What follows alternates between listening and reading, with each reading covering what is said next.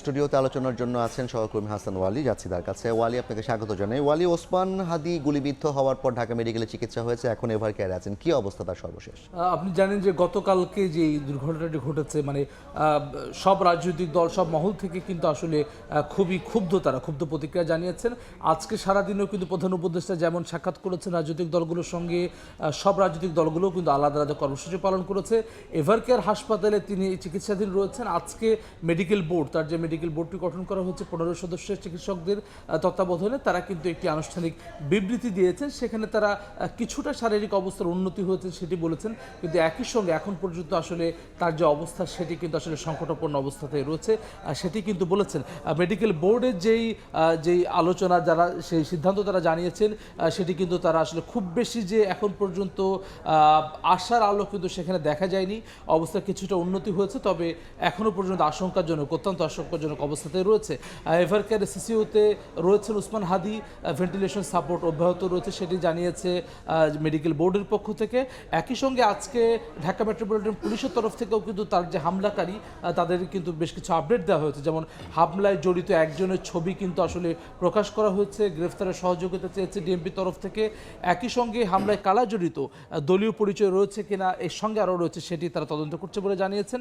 একই সঙ্গে স্বরাষ্ট্র উপদেষ্টা 50 লাখ টাকা পুরস্কার ঘোষণা করেছেন, যেহেতু এটি সামাজিক যোগাযোগ মাধ্যমে নানানভাবে এটি ছড়িয়ে পড়েছে ছবিটি, যাতে করে কোনোভাবে লুকিয়ে থাকতে না পারে, জনসম্মুখে থাকলে পরে যাতে করে ধরিয়ে দেয় সেটা বলেছেন। একই সঙ্গে প্রার্থীরা যদি আগ্নেয়াস্ত্রের লাইসেন্স চায় তাদেরকে দেওয়া হবে, এটি স্বরাষ্ট্র উপদেষ্টার পক্ষ থেকে বলা হয়েছে। একই সঙ্গে আপনি জানেন যে ডেভিল হান্ট শুরু হয়েছিল ফার্স্ট, এখন এটি দ্বিতীয় ধাপে শুরু হবে, এমনটি কিন্তু আসলে এখানে বলা হচ্ছে যে হামলায় কারা জড়িত তাদের দলীয় পরিচয় আছে কিনা দেখা হবে। একজনের ছবি প্রকাশ করা হয়েছে, তার যে ছবিটি প্রকাশ করা হয়েছে তার ব্যাপারে কিছু জানা গেছে কিনা? এটি সামাজিক যোগাযোগ মাধ্যমে আসলে নানান রকম আসছে, কিন্তু আনুষ্ঠানিকভাবে কিন্তু এখন পর্যন্ত পুলিশের তরফ থেকে সেটি কিন্তু প্রধান উপদেষ্টার পক্ষ থেকে দলগুলোর সাথে বৈঠকে কি করা হবে? একইভাবে কিন্তু আসলে যেটি শুরুতেই বলছিলাম যে প্রধান উপদেষ্টা আজকে 3টি দল, মূলত বিএনপি, জামায়াত, রাজনীতি এবং এনসিপির সঙ্গে আনুষ্ঠানিকভাবে বসেছেন। যেহেতু ওসমান হাদি কিন্তু জানে যে জুলাই আন্দোলনের একটি পরিচিত মুখ, বিশেষত জুলাইয়ের পরে কিন্তু তিনি তার যে নানান ধরনের কর্মসূচি, বহুমাত্রিক কর্মসূচির মধ্য দিয়ে আলোচনায় উঠে এসেছেন, এবং ঢাকা 8-এ প্রার্থী হওয়ার মধ্য দিয়ে কিন্তু সবসময় তিনি আলোচনায়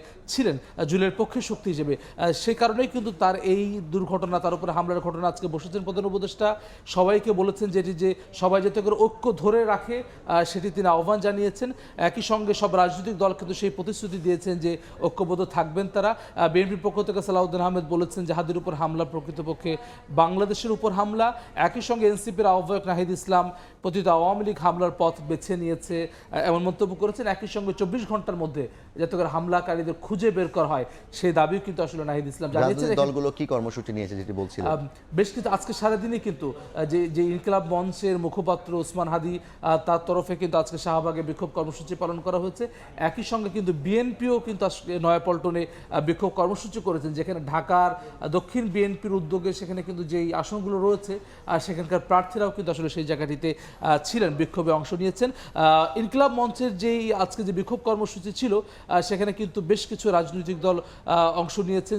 হাদির উপরে যে হামলা, সেটিকে রাজনৈতিক ব্যর্থতা হিসেবে বলেছেন হাসনাত আবদুল্লাহ, শত্রুকে বন্ধু হিসেবে পরিচিত করেছে রাজনৈতিক সুশীলা এটি এবি পার্টির ব্যারিস্টার ফুয়াদ, তিনি বলেছেন। একই সঙ্গে 15 ডিসেম্বর কেন্দ্রীয় শহীদ মিনারে প্রতিরোধ সমাবেশের কথা বলেছেন মাহমুদুর রহমান, আমাদের সম্পাদক।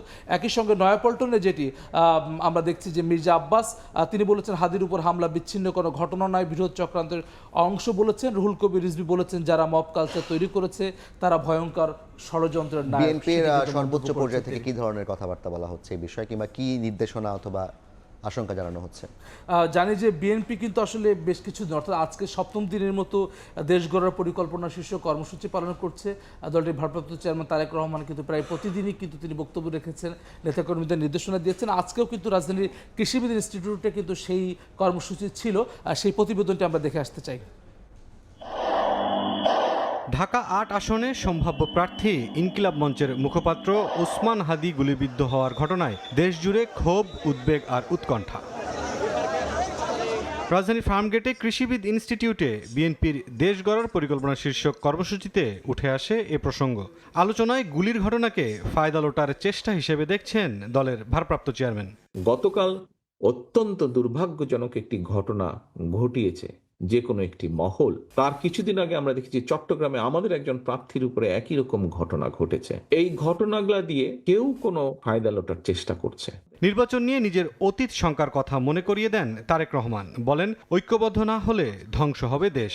যে কথাটি আমি 100 বছর আগে বলেছিলাম যে নির্বাচন অত সহজ হবে না, ষড়যন্ত্র কিন্তু থেমে নেই। গতকালকের ঘটনা, চট্টগ্রামে আমাদের প্রার্থীর উপরে গুলিবর্ষণের ঘটনা, এই সব কিছু নিয়ে কিন্তু প্রমাণিত হচ্ছে যে যা আমি বলছিলাম তা কিন্তু সত্য হচ্ছে আস্তে আস্তে।